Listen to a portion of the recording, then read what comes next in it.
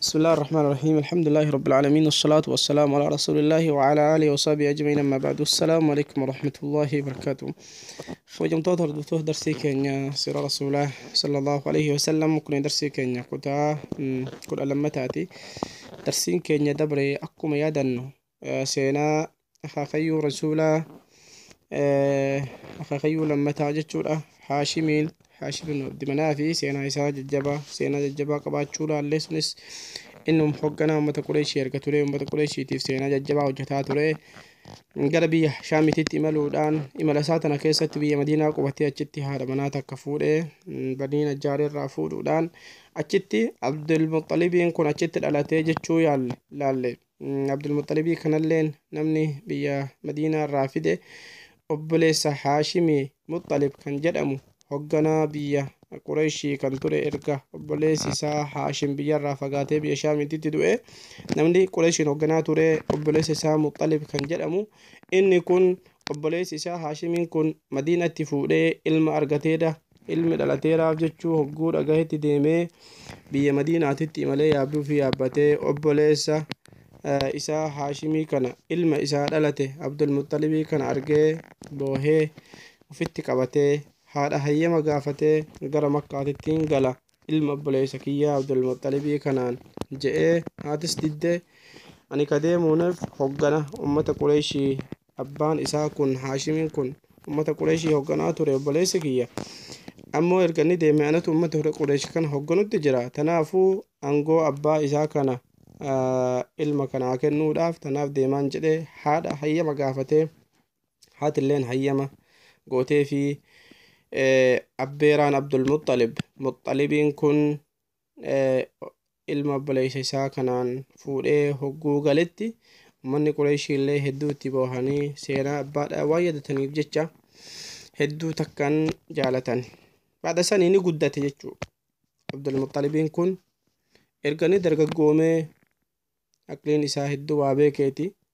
Abbeeraan isaa kun ka isaan gale Muxalibiin kun illeen biyya Yamanii keessatti du'e jechuu yaadanne. Sana booda angootana namni dhaalee ummata Qurayshii irratti hogganaa ture, hogganaa ummata Qurayshii kan ture Abdul Muxalibii kana jechuudha. Akaakayyuu rasuulaa ummata Qurayshii ni hoggane. Hoggasa isaa kana keessatti ummanni hedduu jaalala guddaa jaalate. Akkuma abbootiin isaa jaalala guddaa qaban ummataaf Abdul Muxalibiin kunilleen jaalala guddaa abbootii isaatii olitti ummata irraa horate jechuudha. Ummanni hedduu jaalala guddaa jaalataniin. Walammaa maata al-Muxalib hogguu Muxalib abbeeraan isaa kun abbeeraan Abdul Muxalib kun biyya Yamanii keessatti du'e. Wathaba Nawfal alaa arkaax Abdul Muxalib irratti ori'e. Nawfal qabeenya Abdul Muxalibii humnaan irraa fudhachuudhaaf faqasabahu iyyaa humnaan irraa fudhate qabeenya isaa. Qabeenya Abdul Muxalibii inni dargaggeessa ummata Qurayshii hoggansa argate abbeerama isaati jechuudha. Nawfal kunilleen Nawfaliin kun obboleessa kiyya ka du'e natu dhaalalle je'ee angoo akkamitti ani argachuu dhabe ummata Qurayshii akkamitti ani hogganuu dhabe jedhee akkamitti ilmi obboleessa keenyaa kun kan biyya Madiinaatti dhalatee gale hoggana jechuudhaaf itti hinaafuudhaan Abdul Muxalibii kana irratti roorrisee qabeenya isaa irraa saame jechuu. Nawfal abbeerama Abdul Muxalibiiti jechuudha. Hogguu kanatti fasa'ala rajulan min Quraysh nama Quraysh irraa nama kabajaa qabu wahiitti dhaqee Abdul Muxalibiin kun kinu abbeeraan koo akkatti qabeenya kiyya narraa saame jedhee itti himate. Abdul Muxalibiin kun ummata Qurayshiitti himate jechuudha. Abdul Muxalibiin kun faqaaluu laa nadkhulu baynak wa bayna ammik nuti jidduu keetiif jidduu abbeeraa keetii hin seennu jedhaniin gurguddaan Qurayshii illeen. Hogguu kanatti ummanni gurguddaan Qurayshii jidduu keetiif jidduu abbeeraa keetii hin seennu jedhaniini jennaan fakataba ilaa akhwaali gara eessumman isaatitti barreesse. Bani Najjaar eessumman isaa warra Madiinaadhaa san kan inni achitti dhalatee achi guddate san isaanitti barreeffate abyaatan walaloo barreesse walaloo tana keessatti akkattiin qabeenya abbaa kiyyaa fi qabeenya abbaa kiyyaatii fi mootuma abbaa kiyyaa san dhaalee jennaan abbeeraa kiyyarraa akkattiin nasaamee qabeenya kiyyas narraa fudhatee jira jechuudhaan walaloo godhee barreessee fi shi'irii barreessee fi eessuma isaatiif jechuudha. Abuu Sa'ad Adii jedhama maqaan isaa, eessumni kun nama jabaadha, ni barreesseef. hogguu xalahaan tun bira geettetti eessuma isaa biratti fasaara khaaluhu Abuu Sa'ad ibnu Adiy fi 80 raakiban wataaddara nam 80 qabatee yaabbuu fi yaabbatee karaa bu'e. eessumni isaa kun ilma obboleettii isaa kanaa tumsuuf Abdulmuxalibii tumsuudhaaf jecha nam 80 wataaddara 80 qabatee nam 80 qabatee gara makkaatitti imale مدينة الراكعية حتى نزل بالأبطح من مكة هنگ مكة قبتت فتلقاه عبد المطلب وقول مكة قبتت عبد المطلب كن اسم ساكا نسمته فقال المنزل كوت من سيني يا خال جئين يا خالي هو كوت قرى منك يا جئين منك يا سيني كوت جئين فقال لا والله ربتي قد ينسين جئين من هنك حتى ألقى نوفلا هنگ نوفلي كان أبيرا هنكي كان قبين هنكي كان سامي والكنا متي ملك ينسين جين. ثم أقبل فوقف على نوفل ديميتين قرم نوفلي وقود متي وهو جالس في الحجر مع مشايخ قريش. نوفلين كن منك يستي ما انقدوت قريش وجين تاو التجرة. فصلى أبو سعد كن اسم عبد المطلب يكون سيفي في لكفته. فسل أبو سعد سيفه في لكفته وقال ورب البيت لئن لم ترد على ابن أختي أركاح لأمكنن منك هذا. سيفه في لكفته نوفل كن إساء قريشي من قدوة قريشي وجه منك يستاو تجرو. أبو سعد كن اسمنا عبد المطلب سيفه في لكفتين ربي كعباتين ككده yoonnin kan qabeenya ilma obboleettii kiyyaa kana hin deebisini morma kan keessirraa dabarsa je'e nam yoo qabeenya ilma obboleettii tiyyaa kana hin deebisin taate Abdulmuxalibii kana hin deebisin taate sayfiidhaan morma kan sirraa dabarsa je'een. faqaala radattu calayhi ni sodaate nawfaliin kun deebisa jedheen qabeenya isaa deebiseef kino. فأشهد عليهم مشايخ قريش كنوا اسمان قدون قريش رقانا تا قبين عبد المطلب كنوا أما بهيدي بشافن دا جئيني. ثم نزل عبد المطلب يرقسي نديسه سمني عبد المطلب يكون نكبته.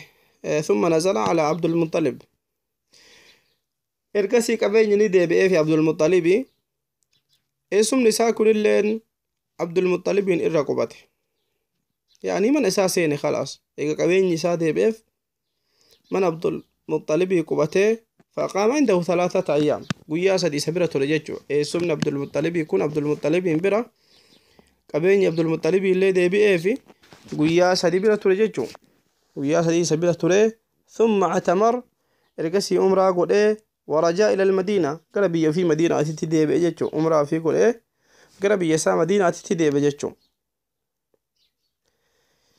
هذه روسن كيسة تكما يادتو بيتي ربي حج النجرة عمره قدشو النجرة قروا عمره إسانيتي في حجي إسانيتي كيسة شركة أقباتو مالي يعني واهلة ربي تكو تتخو ربي كل اللي ربي بيتي تنادتو نبيكان إسان ككتن اللي ولكن نؤسا كيسة شركي كمان جتش إساني كيسة شركي كمان مالي تابوت الدداتين إسان توسلات 6 أنا يا ربي جاني أكسي ربي انكرأتني تنافل إسان أمتهم اللي ربي تكوتش بيكن قبرتين إساني اللي ربو مقبرا ربي وجي وان برا وجي قبرا مالي ركن إساني أكدتن إني أمرا قد إسمني إساكن إسمنا عبد المطلب يكون وياسا دي بودا قربي إسا بي مدينة تتي ديبي أجيشو وقوني ديبي أجيتي فلما جرى ذلك حالف نوفل بني عبد شمس ابن عبد مناف على بني هاشم هو ملين سمنا كنا متشي ديبت خلاص ولي قلت ملتسني ولي ختني نوفلين كن أمة ملي هاشمي كان الرت hortee isaa kana hin tuqu jechuudhaan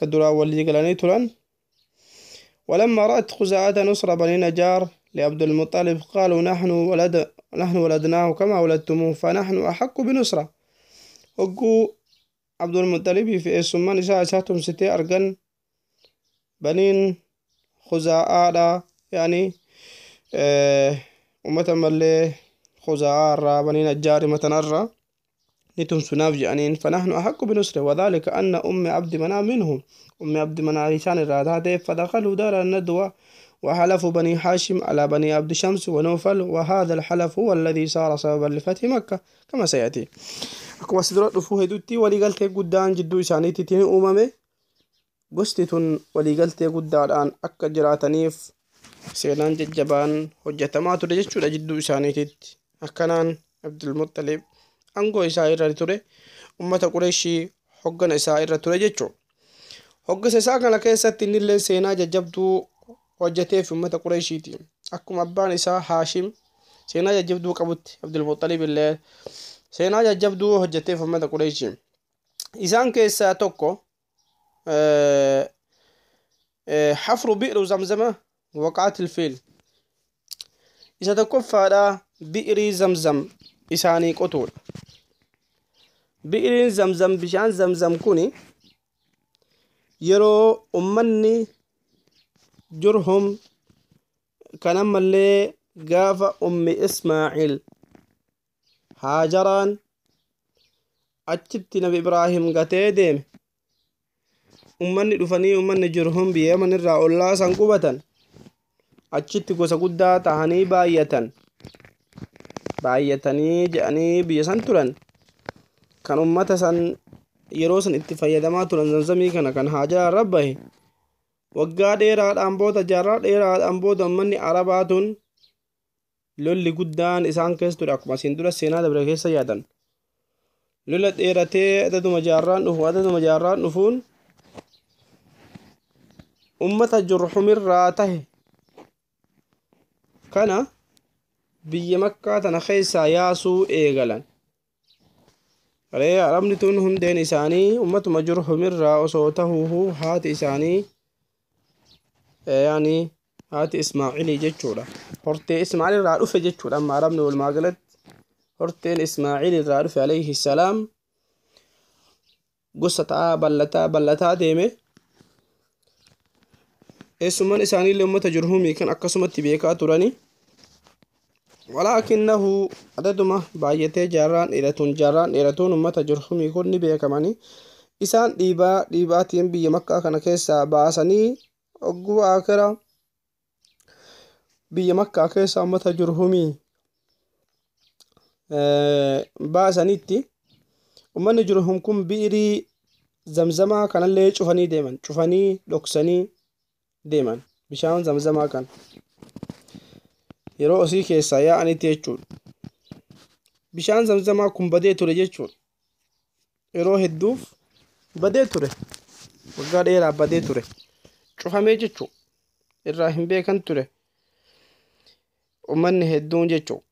Zaman Abdul Muxalibii kana keessatti Abdul Muxalibiin kun annahu umira fil manaami bixafri zamzam.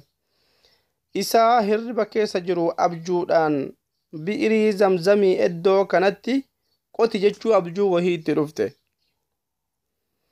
موضوع إسان لي بوتا إني تقوتو اللين أكنمتي منا ما أنتكاهو أبجو أن ترفته بوتان بئرين كن الرابة اللي زمزم نكون هقو الربا كأي جلدتي فقام يحفر ديميتين بوتا سنقوتو يقلي فوجد فيه الأشياء واحد دول أسو إدو سنقوتو إدو سلا زمزم سنبه وسوقوتو وباي أجكيس أرغته التي دفنها الجراهمة أمني جرهمي كأجكيسة دران أولاني تران هنا لجأوا للجلاء وقوشي كيسايا أن واحد دو أولاني تران أجتي